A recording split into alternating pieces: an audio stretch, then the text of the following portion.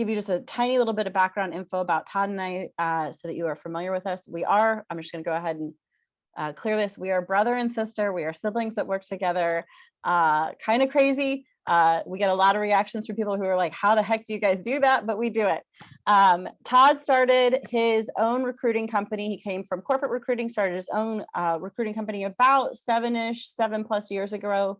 I have a therapy background. I came in therapy, built my own private practice, decided I wanted to work more remotely. This is pre-COVID. Clearly now therapy is also remote. I went ahead and preemptively jumped the gun. But it turns out recruiting is a fantastic fit for me. I genuinely enjoy it. I have a lot of fun making a difference for people in that particular way.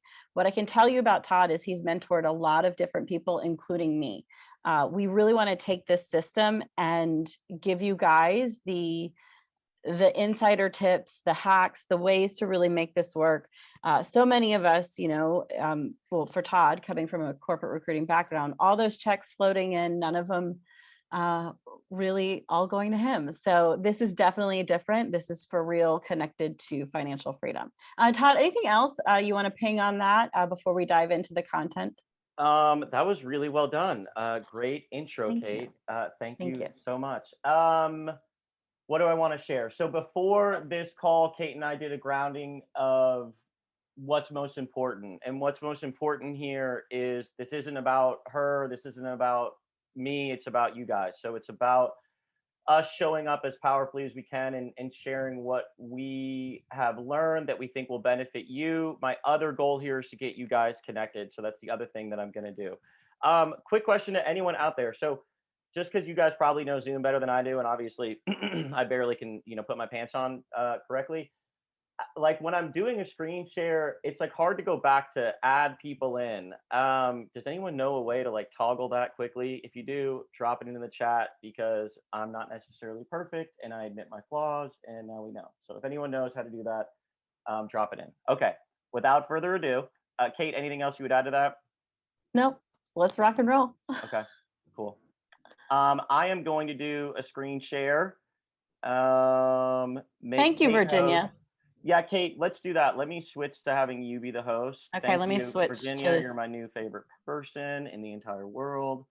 Kate, I'm going to make you a host. Will you Okay. pull up the presentation too so I can go through the slides? Mm-hmm. I shared it with you. I know.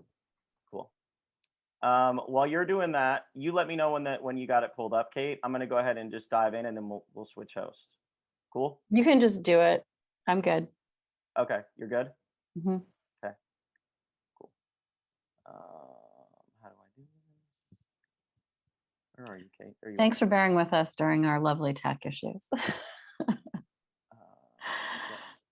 Barely know how to use a computer. Thanks. Cool. Okay. We need some more Gen Zers. Okay. You are the host now, Kate. I know. Don't let me down. Already letting me down. I know you knew you were going to say that. Welcome to our family therapy session, everyone. Okay. Hit present. Cool. And just go to the first slide since we've already burned 7 minutes of these people's valuable time. So goals for this are get you guys connected. So stick around at the end. I'm going to be sharing links for mastermind groups and for mentors, as well as links to my mentors and a playlist of interviews that I did for mentors. And all these people are worth a deep dive. Number 2, my goal is to teach the most common sticking points that I've seen in launching your own. Number 3, teach what I have seen work best. So what Kate and I are currently doing and what I see my mentors doing that's working well.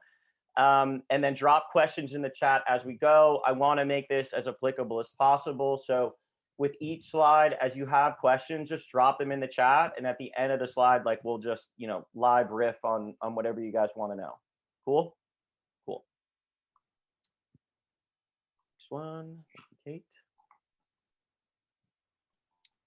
All right, side hustle.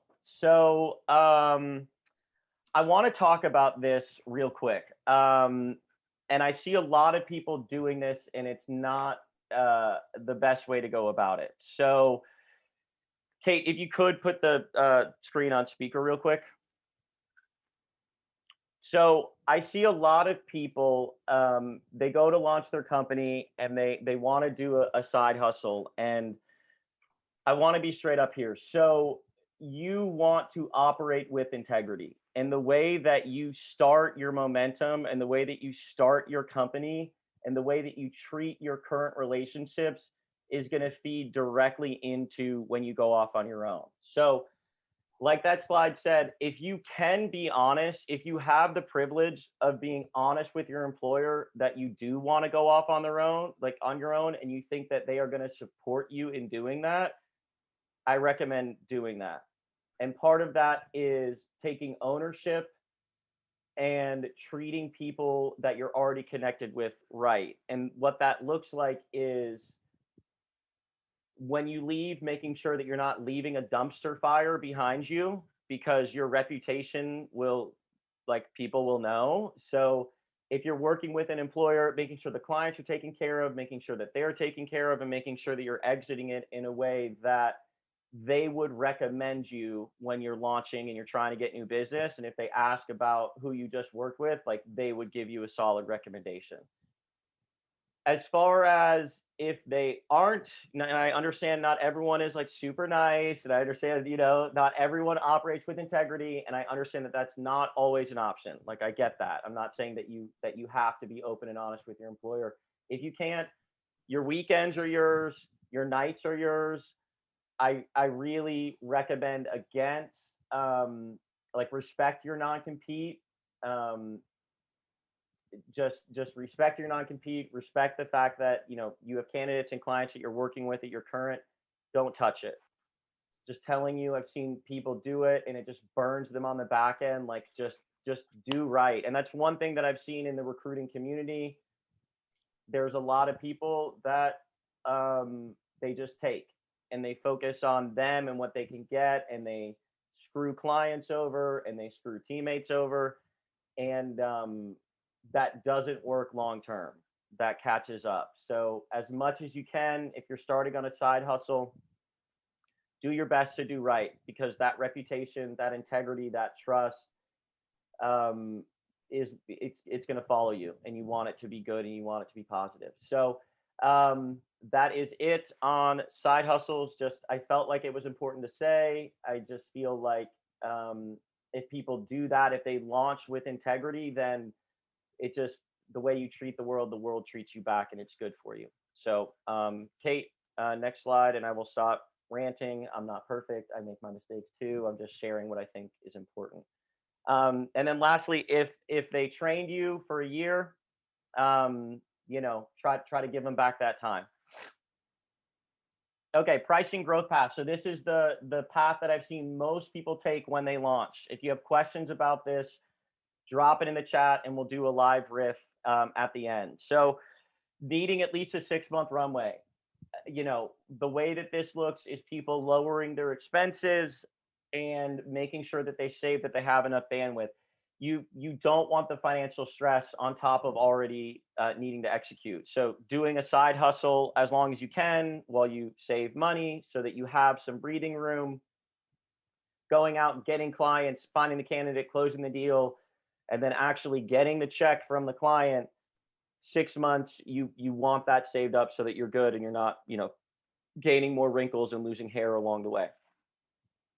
You can start with discounted contingent work to get momentum going. So this is another thing that I've seen be very successful. And this is something that I implemented during COVID as well, when, our business, like a lot of us, depending on what industry we are in, took a downturn. So what I would recommend for this is you don't have to do this step. And also, if you're looking to get momentum quickly, this is a good thing to do. And that does look like offering a 10% for a fee. Now, I don't recommend going out to your entire market and offering discounted work. If you are going to do discounted work to get your momentum and to get easy, early, quick wins, like we talked about with the 6-month runway, if you're going to do that, I recommend doing it on employers that have 10, 15, 20 employees or less. because those, depending on your industry, adjust that 10, 15, 20 employees, adjust that for your industry. But most industries, when they're that size, they can't really afford full price recruiting anyways. So they really wouldn't even be in your target market as you grow and expand. So if you're gonna do discounted contingent work just to get early wins, please just limit it to the employers that already aren't going to be able to afford your full price work, because you don't want to start and blast out to the market that you're doing half off and set yourself up for 6 months or 9 months worth of half off deals. Most people then move into full price contingent. Either they start right off with full price contingent, or they do discount and then move into full price, then moving into retained. And we can discuss this. Kate, will you pivot to me real quick so I can just chat about retained? So I know some industries will support retained and some won't. And I get that, in IT and IT staffing at the lower level, good luck getting anyone to pay you retained. Like, let's just keep it real. That said, when you're on your own and you're in your first 6 months and you're launching, you're going to be very committed to your clients and your searches, and they are going to be very uncommitted to you if it's contingent. Mm-hmm. And that is a good way to burn yourself out. So I recommend, when you're a solo recruiter, pivoting towards retained as quickly as possible so that you're not spinning your wheels. Now, closing rates. On my sales calls and enrollment calls, contingent versus retained, these are just rough averages, but this is what I've seen in my own experience and my mentors. Contingent, it, 90% plus of your sales calls, you're going to close. I mean, they don't even have to do anything. You're like, I'll just start finding you people. They're like, yeah, go ahead, work for free. So very high. On retained, I would say 20, 25, 30 to 33%, somewhere in that range. Right now, I'm trending at 30 to 33% for closing retained on the front end. Now, the retainer doesn't have to be a huge retainer. If you're a newbie starting off, it can be $1,000 or $2,000 or $3,000. You just want something in there to get a little bit of commitment from them so that you aren't killing yourself working on 6 roles and only closing one of them. Hey, Todd, we've got a great question in the chat right now, and I'd love for you to break it down. And I was actually thinking this too. So thanks to Muka. I hope I said that right. Difference between retained versus contingent. Yep. So contingent is, hey, you're going to pay this percentage of the base salary. So let's say it's a 100K salary. Let's say we do a 20% contingent deal, meaning you talk to the person on the phone, you go, hey, I'm just going to start finding you candidates. You start, looking for candidates before you send them their first candidates. You get them to sign the agreement. But the employer is only going to pay you if they actually hire the person on the back end.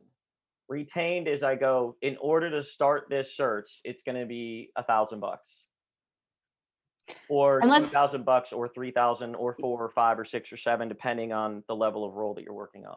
Right. And so most employers, when you are doing a retained search, it's about commitment. So they're only choosing to pay they're not going to pay multiple retainers to multiple recruiters. They have I'm going to just compare it this. I often think of recruiting like dating. This is a commitment. Like, they're willing to say, you are my recruiter. You're who I'm choosing. I'm working with you because I'm not going to pay like, $20K in retainer fees to multiple recruiters. Whereas contingent creates this competition, almost scarcity too. Like we all have to compete against each other. And it's not actually very conducive to closing deals, to getting the right, like, it's just not about, it's like giving everything. It's the cow milk phrase. Whatever. I don't even know that one. Marketing back to high school days. Yeah. So my thinking on this, just to like flesh it out, I will acknowledge there are plenty of successful contingent firms. The biggest firms in the world are contingent. Robert Half. Yeah. I'm not, Insight Global, Tech Systems. I'm not saying it doesn't work. Like, obviously it does. I'm saying when you're first starting out, you want to pivot to retained as soon as possible, because your advantage versus the big ones is, hey, I can do dedicated searches. I can do more difficult to fill searches, and I can do searches that, to be honest, these bigger shops, it's not worth their time. It's not worth, they're only going to be doing roles where there's 2, 3, 4, 5 roles of the same type of role with an employer. And it's, yeah, sure, that is going to be more conducive to contingent. And also, people that are just starting off, get from contingent to retained as quickly as possible. You can decide to stay there or scale. So there's plenty of solo recruiters I know where they do 1 or 2 retained searches a month.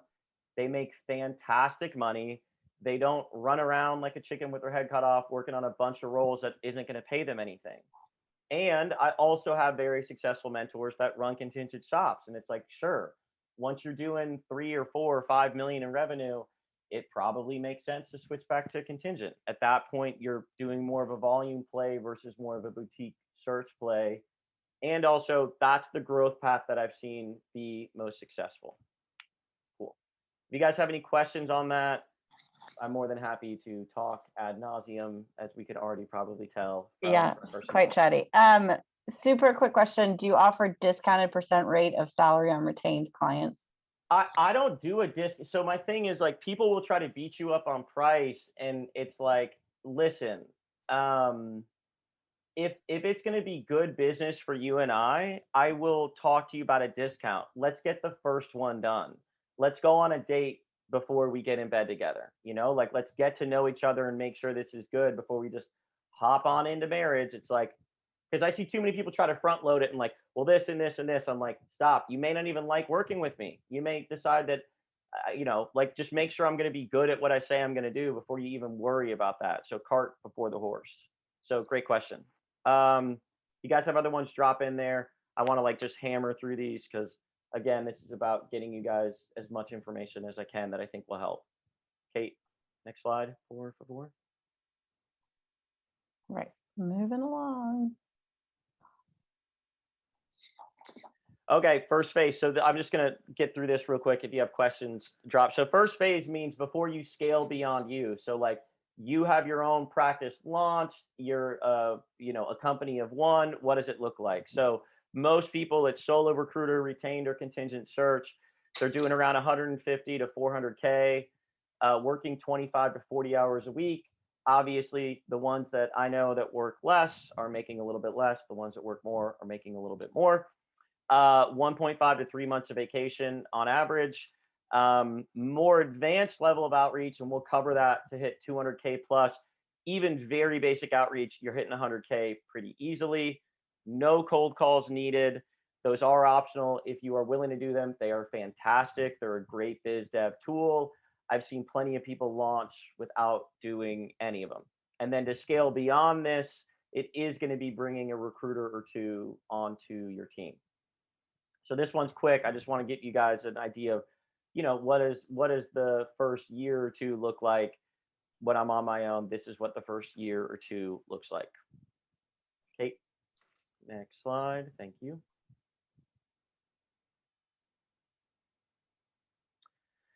Will you like doing it? So this is another important question that, you know, you want to double check and make sure that this is the path that you want to go down.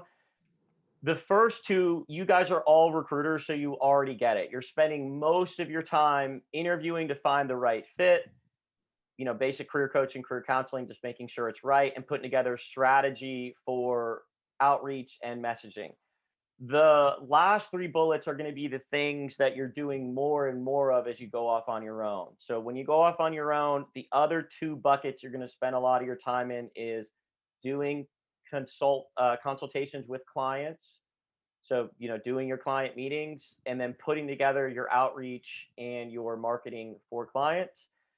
And then you will hit the next phase, which is the phase that I'm in now, where you have recruiters working with you. And so then you are really focused on connecting with clients, working with your recruiters to develop your search strategy, and you're moving into training and leadership. Like, you really are at that point trying to replicate your mental models and how you think and how you make decisions. and you're really focused on helping them be successful. So everyone on this call is already doing number one and number two a ton, and it's just you want to think about it, and if you think about going off on your own, you want to ask yourself, will I enjoy speaking with clients? Will I enjoy putting together the marketing? And will I eventually enjoy, not saying you have to move to the next phase, but would I enjoy, really moving into leadership and training, if I want to scale beyond just myself? If you guys have any questions on that, drop it into the chat. And then There are Kate, actually quite a few questions. Okay. Let me stop the share and take it back off this so we're looking at you. What platforms do you use? Job boards and ATS? Yeah. It depends on the industry. I really don't use job boards at all. Are we talking about Let me filling? frame up the rest of the question, Yeah. because I know it costs money to post on job boards. Do you get special deals with job boards by reaching out to them? I know this is where a retainer would help. Yeah. So great point. So the 1,000, 2,000, 3,000 is going to be the cash that you use to do the marketing if you decide to do the marketing. I handle a lot of that. Like, look, I'm just going to be honest. I don't bullshit my clients. So I go, have you guys posted it? Like, what's up? Like, you don't need me to post it. Like, that's not why you're going to work with me. Let's talk about what you've already done with the role. What have you already done with it? Like, what avenues have you exhausted?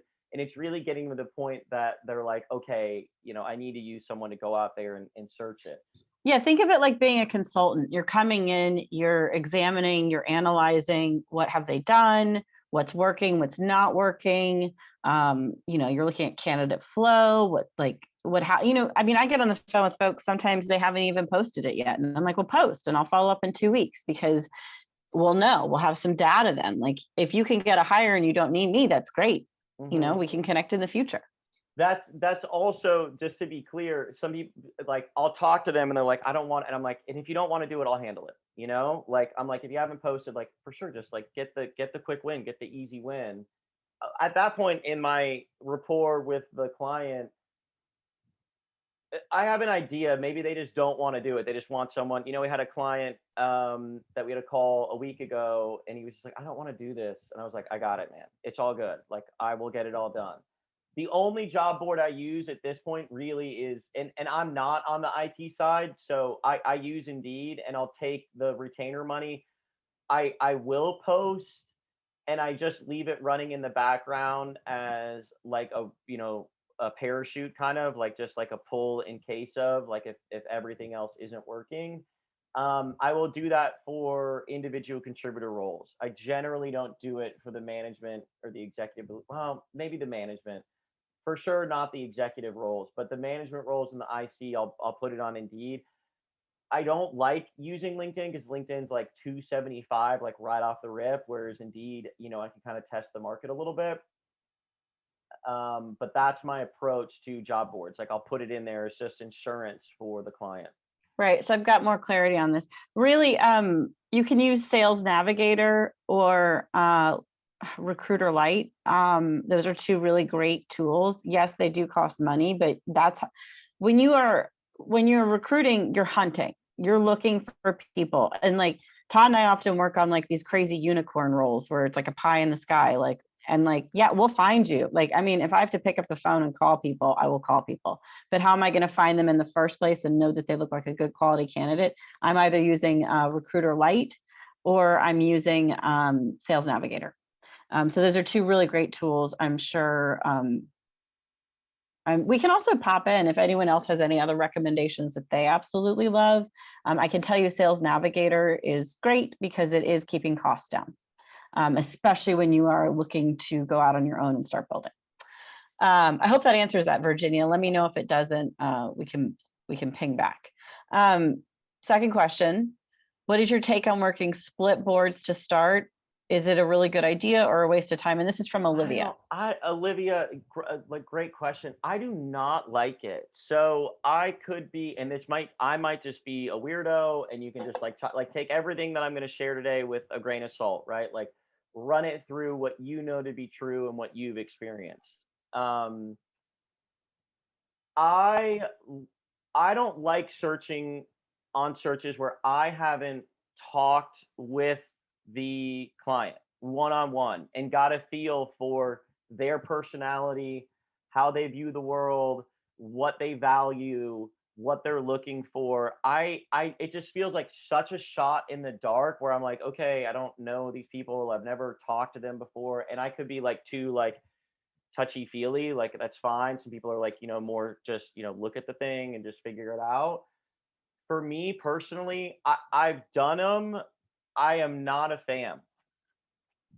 I also don't want to give away half of my money. Like I can just find the client and get a great connection and have them come back to me again and again. Like we picked up a great client that I love working with right now, and probably $100,000 client over the next 2 months. And I'm like, that's amazing. Like we get all the money and all of the relationship. And yeah, that's my take on it. Olivia, great question, but take it with a grain of salt. If you find success with it, do you, whatever gets you momentum, money, like works for you, do it. Me personally, I really feel like I need to get in and connect with the client in order to make it a successful search. Great question. Cool. All right, going to the screen share again. Okay. Thanks, Kate. Yep. Okay. Picking niche. Drop questions about this in the chat and we'll riff on it a little bit. So I see a lot of people make mistakes on this. So number one is honoring your personality. In the beginning, like you are the engine that's driving all the revenue. And if you are interviewing people that you hate, you are going to hate your life. So if you don't like talking to engineers, or you don't like talking to, I don't know, salespeople or whatever it is, don't recruit that. So I'm a big proponent of when you're launching, looking at all the roles that you've worked on, looking at all the candidates that you've talked to, and finding out which ones really energized you. And I think that is a great place to start. Second is make it easy with what you already know. Like launching is already hard enough. If you've done a bunch of different types of searches, you already have, specific knowledge in there. I think that's a great place to start. Again, I wouldn't want to do that if it was antithetical to my personality. So if I felt like, if I was talking to you and you're like, well, I know accounting, recruiting, but I hate doing it, I'd be like, okay, let's for sure not do that then. Like, what else have you done and what else would make sense for you? Outside of that, the three levers you can pull are geography, industry, and roles, meaning you can broaden or narrow accordingly. So when a person is first launching, I really do recommend doing local. The reason I recommend doing local is the response rate when your area code and or your city in your email signature, when those match with the client, the response rate is a lot higher. And in the beginning, we want as much traction as we can get. So that said, I know people that pick really specific industries, and at that point, it does make sense to go nationwide. So if you just do data analytics within marketing automation, or you do, a certain type of programming within cybersecurity, like these are so niche that it makes sense to go nationwide. That said, for most people, I really do recommend that they start locally and then expand industry or roles to make the target market wide enough for them that they can get traction and make money. Again, honoring the first two, who do they like talking to? And then what do they already know? And then the last point is picking the right niche is important, and understanding how to pick, test, and pivot is more important. So a lot of people Let's talk about that. Yeah, let's break Yep, that one yep. down. I'm gonna take And you then up. drop questions in chat. Yep. So a lot of people get really hung up on like, I've got to make the right, like I've got to just like make the right decision. And people that are successful, there's a saying, people with the most flexibility have the most control. Yep. So people that are the most adaptable have the most control over their lives, emotions, income, results, outcomes. So it is important to pick a good niche, and also the skill set that's higher is the ability to pick a niche. And let me give you an example. During COVID, my sales and marketing business dried up like crazy. And so we pivoted, and we also offered half price work because you've got to be flexible and adaptable. Like, we're in an up market right now, and everyone on this call knows recruiting is insane right now. There's like Mhm. so much money and so much opportunity. Like, now is definitely the right time to make as much money as you can, because it's not going to last forever. Like, keeping it real, there will also be down markets. And when you have a down market, you need to know how to pivot. You need to know how to change your messaging, change your marketing, change your percentages, and potentially change industries. The other thing I've seen is I've seen really successful guys or gals, and they're in the same industry, and the industry starts to dry up and they just sit in it. And I'm like, dude, what are you doing? Like, it's so evident that the writing is on the wall for your industry. An example would be like newspapers, and like someone recruiting on them in the 90s, and like it's coming into the 2000s. It's like, dude, you got to get out. Like, this is not like you switch to something new. Another one is, for-profit education. Like, for-profit education went through a big thing. Um, so those people that have gotten really entrenched in one thing, and like they don't know how to be flexible, they don't know how to pivot, and they're sitting in there, and it's just drying up and drying up and drying up. So as important as people might say, like, picking a niche is really important, the higher skill set is, how do I look at me, how do I look at the world, how do I look at the market, how do I make a good decision, and how do I pivot and change, because there's going to be up markets and there's going to be down markets. Yeah, and how do I expand too? So, it's also really good to look up, look out, and decide, like, I think I'll add something here. Like, I want to look into and to see, like, let me test a new market and let me see how that's going. So it's always great to do that too. Jenny has a question. Do you have any recommendations for keeping November and December profitable regarding start dates?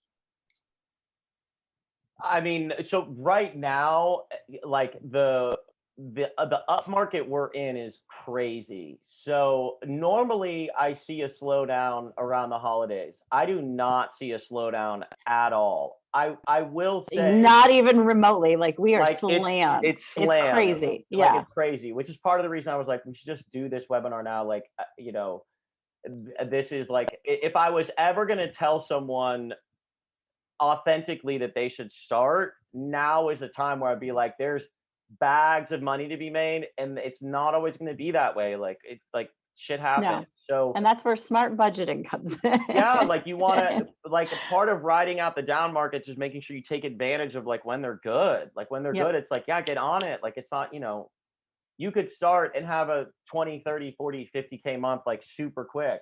And that won't always be the case. Right. So I do a lot of sales recruiting. Who asked the question, Kate? Jenny. Jenny, I do a lot of sales recruiting, so it's a little bit tough end of year because they have all their, like, kickers and accelerators and bonuses and quotas coming in. That said, the employer, like, I just had 2 employers just do a lump sum payout to get them on their team. Like, they were like, yeah, how much? And like, the candidate was like, I've got like 15K in commissions. They were like, okay, we'll do a 15K signing That's bonus. this market. Yeah. Jump Yep. on it. So Terrible timing. I plan to go to Italy next month, and I'm like, oh, this is not a good move on my part. no, well, don't even get me started on Kate. So yeah, I would say that if it's really urgent, even if they have accelerators and kickers, like, end of the year, you can put it to the employer of like, hey, if you want them to get started early, we can buy them out. And also in this market, I haven't had a Christmas and a Thanksgiving market. Like, we're not at that point yet, but I haven't had one that's as busy as it is now. Like, normally I am seeing a slowdown, and that's just not the case right now. Kate, we've only got like Um, a short amount of time left, so will you next okay. slide it so I can get through everything? And then guys, Yep. keep, popping it in there. There are some, John will get to your question too, for sure. Go ahead. Yeah, and I want to get to marketing because this is like really where the rubber meets the road. So drop any questions that you have in the chat. So number one is capture your entire market. So I don't understand this, but for some reason people will launch and they won't capture their entire market. You can hit at the top right, Kate. It's already done. Okay. I'm already on it. So people will they'll like capture every buyer in your market. I do not understand this. If there's like 1,000 people in there, in your market, get all of them. Like go through Recruiter, go through Sales Navigator, get them, find all their emails, find all their phone numbers, get every single one of them in your database and start reaching out. Like rule number one is capture your entire market. I want to talk about what we're doing currently where we see good results. So we do a blend of drip emails. We do a personality email and then an NPC. And we look to do 2 emails a month. I know that's not a lot, but we're doing a lot of executive recruiting right now, and we don't want to, reach out too much. We want to stay top of mind, and we are focused on the long term. So we're like, we want to be reaching out to these people for the next 5 years. Like it's not a short-term thing. Like we're continuing to show up in their inbox. So we like to do a personality email and then an NPC and then a personality and then an NPC. And that's running in the background continuously nonstop. Like we have the system set up and it's just nonstop emailing. And we do, personalizations within the emails. I like to do individual follow-ups on the MQL. So MQL, marketing qualified lead. A lot of people that are in software will understand this. So you'll have a tripwire, meaning that after a person takes a certain number of actions, they'll get dropped into your CRM. So for me, I like it when I see that they've opened our emails a good number of times. And then at that point, I will start doing individual outreach to the client. And up until then, they've been getting just a bunch of emails. Go ahead, Kate. NPC, most placeable candidate, as in like we just finished a search with, technical sales recruiter, something like that. And a drip email is a campaign. It means our outreach is automated. So you could use something like MailChimp, Constant Contact. And it just means we have a campaign set up that goes out every like 14. It's somewhere between 12, 13, 14. We vary it. We really are targeting to hit them about twice a month. I hope that answers that, Virginia. Go ahead. Yeah, and then put it on me. And I'll talk about advanced marketing and then goal as a system. So a lot of people, when you look at their thinking, they're very short-term focused. So when you're building your marketing, imagine reaching out to these people for the next couple of years. So when I look at outreach, people are like, well, I'll reach out and I'll see, and I'm like, no, they're getting 26 emails from me over the course of the year. Like I'm staying relatively in and around so that I'm top of mind when something happens and they've gotten a bunch of emails from me. Automation is a huge part of it. There's a ton of tools out there to help you automate it. You do not want to be doing this all on your own. And also, you do want to be doing some individualized outreach, which is why I like an MQL, like a marketing qualified lead system, so that you're not wasting your time doing outreach to everyone. You're like getting outreach, getting your name in front of your entire market. And then when you see that they're interacting or they're opening your emails or they're clicking on your things, then you're starting to say, hey, Andrea, or hey, Benjamin, like, you're not, by the way, don't say that you've watched them open your emails, total creep. Yeah, but don't lead with, I've noticed that you Yeah. opened my email 25 times. You just And that's why you want to use one of those like automation systems, because you can track, you can look at open rates, you can figure out who is opening your email. So you can develop like, that way you're going in, you're emailing people who open it like, 25 times, 15 times. It's like, they keep coming back to this. I know it's Yep. creepy stalking, but let's face it, recruiting is a little bit of Recruiting stalking. and stalking. And that's what allows you, when you do your individual outreaches and you make them really personalized, that allows that time to be really leveraged, because you know that you're reaching out to people that have indicated, some sort of need, want, or interest. The other thing is, and I'd love to get y'all's input on this. So okay, one is podcast series. So just like note, I'll talk about that real quick. Before COVID, I did a lot of direct mailers. So I would do handwritten letters. I would do, small gifts, gift cards, etc. Obviously, like, no one is in the office anymore. So I like, there was a whole marketing thing that I got rid of. I'd be curious to see what you guys are seeing on that front. So that made me pivot to podcast series. So I really do recommend calling it a series. It's a pretty simple idea. You take the entire market, like all your leadership in your market, and you go, "Hey, I have a podcast and I would love to interview you for it." And it goes out to all the candidates in your market.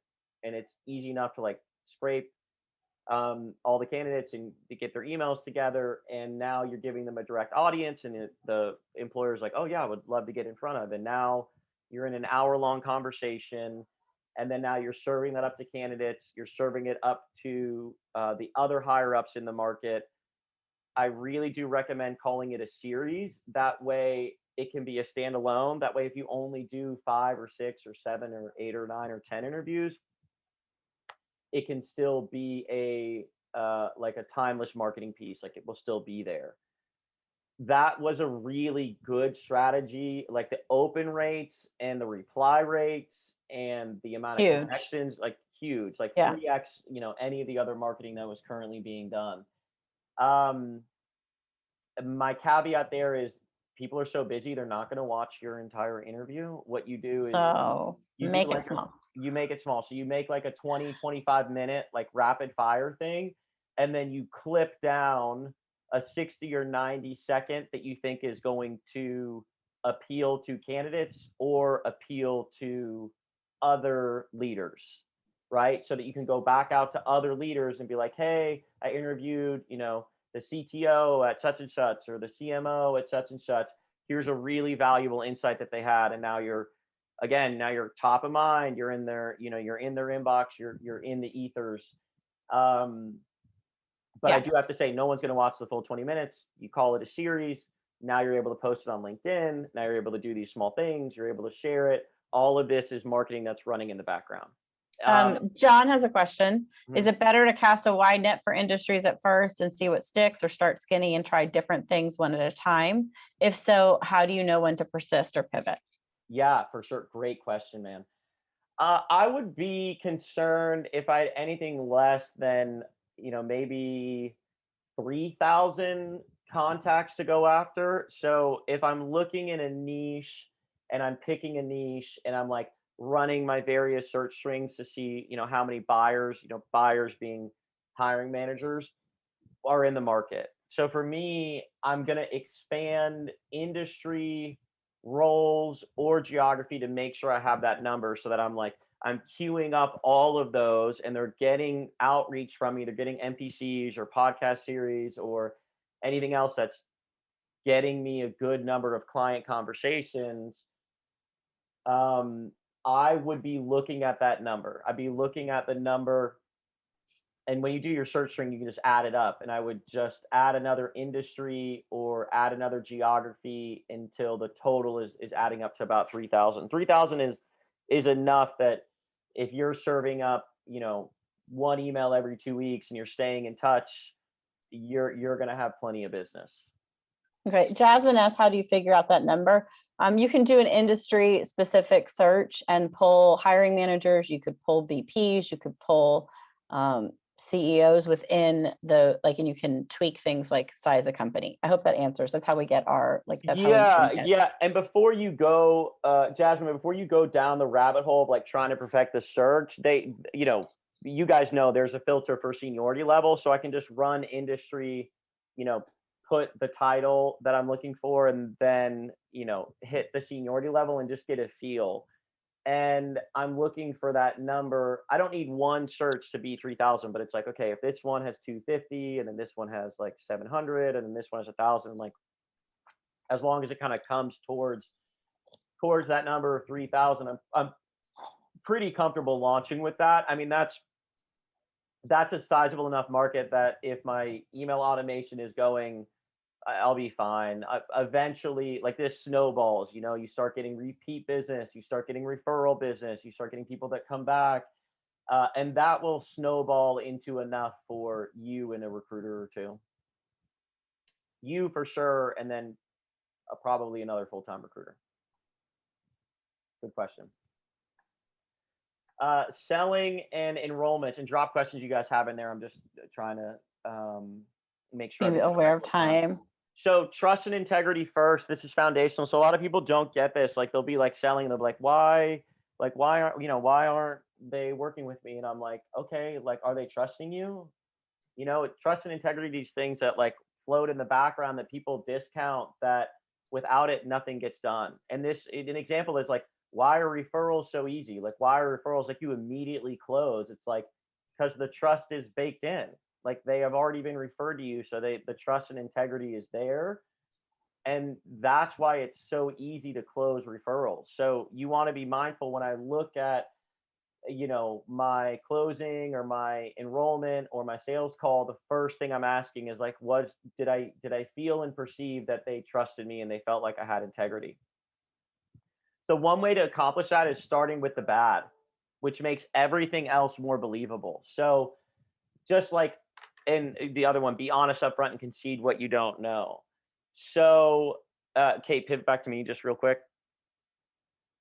So if I tell you two statements and I just switch them and I just switch the order, it will make it more believable. So let me give an example. I will make you rich, but you have to do this and this and this and this and this. Doesn't sound very believable. If I reverse it and I go, I got to be honest with you, it's going to be a ton of work. You're going to have to do this and you're going to have to do this and it's going to be this and it's going to be this. But if you do that, you'll get rich. Just reversing the way that you share the information will cause and create more rapport, more trust, more integrity, which is why I just say swallow your frogs early, like concede what you don't know right off the bat. Like don't even try to go through the call pretending to know other things. Go into the call and immediately admit, you know, I'll get on, I'll be like, hey, I got to be honest. I've done recruiting for a long time. And I've worked in this space. I have not seen a business like this. Like this is something I didn't even know it was a thing. I'm just going to be honest. I didn't even know that. Now I do know about recruiting and I'm pretty good, but I want to concede that I don't know about that. Doing that early will create the trust and integrity because I'm already making an admission of how I'm not good or how I like or what I don't know. So it makes it more likely. So I am a big fan of doing that right on the front end and just owning what I don't know immediately.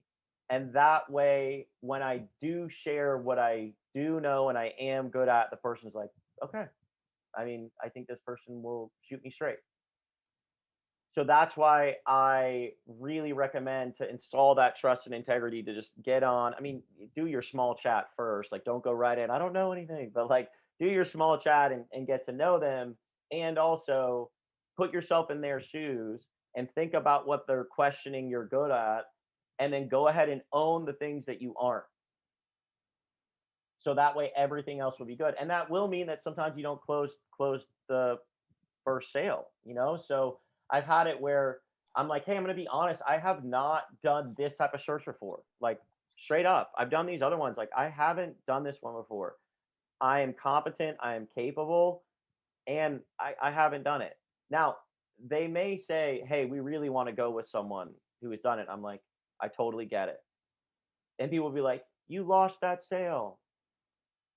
I can follow back up with that guy or that gal. And they know that they can trust me. And they know that when I say that I can get it done, that I can get it done. So Yeah. a lot of people look at it, and this is the last bullet, like closing a sale versus opening a relationship. And part of owning and conceding what you don't know is, sure, you might lose the first sale, but you have successfully opened a relationship with a person that trusts you, and you can stay in touch. And also, sometimes people will take a gamble on you, which Hmm. happens plenty, where they'll go, well, I really want someone that has done the search before. And this is one of my favorite ones. I love it when I get this one. So they'll be like, we really want someone who's done this search before. I go, I hear you. I totally get it. Um, did you know how to do every part of your job? Just all of it when you started, or like you kind of figured some of it out? I'm like, well, I figured it out. I'm like, oh, cool. So you're capable. Okay. Do you think I'm not gonna be able to figure it out? Like, I've been doing this a long time. I'm decently intelligent. Like, do you not think I'm gonna be able to pull it off? And they're like, okay. So that's like a way that I can kind of settle into, if I don't have the exact skill set or the exact search that they want, I'm not bullshitting them. I'm creating and trust and integrity, and I'm trying to get them enrolled in being capable. So I'll give you an example. I was working with a director of talent acquisition, same type of thing. She's like, we really want someone who's done this search before. And I'm dealing with another recruiter at a high level. Like, they're going to know you know what I mean? So, and that's when I was like, well, have you ever filled a role that you hadn't filled before? And they're like, well, yeah, duh. And I'm like, imagine me telling you that you couldn't.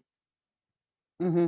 Good one. It's Hey, like, Peter, I know we got about 5 minutes. Peter asked what kind of tools we use for industry search, LinkedIn, that how we get emails, phone numbers, so Zoom much. info, Seamless. Yeah. Let me do this. After this call, I'm going to send a link. I'm going to send a link to the mastermind group. I'm going to send a link for people that want to chat and connect. And there's going to be two types. So if you just want to chat and connect, like 30 minutes, Kate and I are also looking for recruiters. Like, we need help. We've got too much work. So if you want to chat about side hustles, or you just want to connect, like, just really informally, grab a time. If you want to chat about actually launching, I'll have another link, because that's just a more in-depth conversation. Like, it's just going to take longer.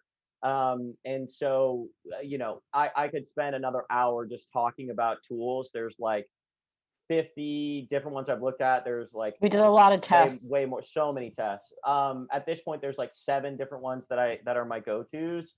And also, like, I continually talk to other people that are successful, that are mentors. I go, well, what are you using? And like, what are you using? And like just, it's an open loop that's never closing with me. But I will get that out after the call today for anyone that wants to chat and connect. Whether you just want to connect, or if you want to talk about, you really wanting to launch, and wanting to go more in depth on your niche, or because everyone here they've got a different story. So, Yeah. I went ahead and dropped the link for launching. We are going to do a couple of different emails. So a connection email will go out too. So if you just want to chat, like Todd said, we are looking for other recruiters too. So happy to do that. But just kind of know, like, hey, we've got 3 different things. We know we're going to get to you. Just make sure that you book the right one. So yeah, that way we know going in. Like, we don't want to get on the phone with you if you want to talk about connection, and we're not going to talk about launching. Do you know what I mean? We just want to be organized and mindful of your time. yeah, the other thing that I want to include for you guys is, I'm a giant nerd here. So I did an interview series of mentors. I did 20 of them, and I interviewed all of them, and I put together a playlist on YouTube that is too long, and like, it's just too much. But I will include a link to that, because each one of those people that I interviewed is definitely worth a deep dive. Like, it's worth Googling them, watching any videos that they have, reading any content that they have. They were all really good at what they do. Um, yeah, that's the other thing. And then, like I said, I'm going to drop the link to the group. So the mastermind group, just, you can hop in there. I will be in there once a week, just to like answer any questions. And like Kate said, we are in a push right now. We've got a ton of work. So if anyone out there has done marketing or sales recruiting, or tech recruiting, holler at me. We could do some splits for sure. way too much work. Cool. Other questions? I'm trying to get in right before the 4 p.m. mark. I know. Nope. I think we're good. I'm just going to drop this link to chat with Todd about launching. That's what's in there. There's also a link in the chat to join the mastermind group, which is just a Facebook group. It's great resource connection, that kind of thing. And then we will send, if you're wanting to kind of just, pick Todd's brain, not necessarily talk about launching, we will send an email, I believe next week. Is that correct, Todd? I will probably get it out. I'll try to get it out this evening or tomorrow. Okay. Just gotta Perfect. do some contracts. Yeah, I hope that was good, guys. I know like it was just a lot to go through. I think the next one, I just want to invite you guys. I think the next one that we do, we will pick a smaller subset of topic and focus on that. So And go deeper. Yep. So like definitely reply back. When I shoot out the email, like what you guys want to hear about. My goal is connection, learning, growing, and helping people make more money because the market is great and you should make Yeah. And like money makes life so much easier, guys. it solves money problems. It solves like I know it's not directly connected to happiness, but it sure makes life easy. And all of us have different ways of like one of my favorite things to do every deal I close is like to celebrate. I love to like treat myself to something. That may not jive with everybody. It's really about figuring out what's your relationship with money like. How do you work best? Like Todd's pretty simple. He likes to keep things basic. Me over here, I'm like, I'm taking myself to Italy. So two different personalities. Hope you guys had fun. I'll drop the link once more. Grab a spot on Todd's calendar if you want to talk about launching. The Facebook group was in the chat as well. And I hope you guys found this valuable. Thanks so much for joining us today. We really appreciate it. Dude, thank you guys for coming. I really appreciate it. It was fun to listen to myself talk. Okay. All right. Great. See you guys. All right. How do I?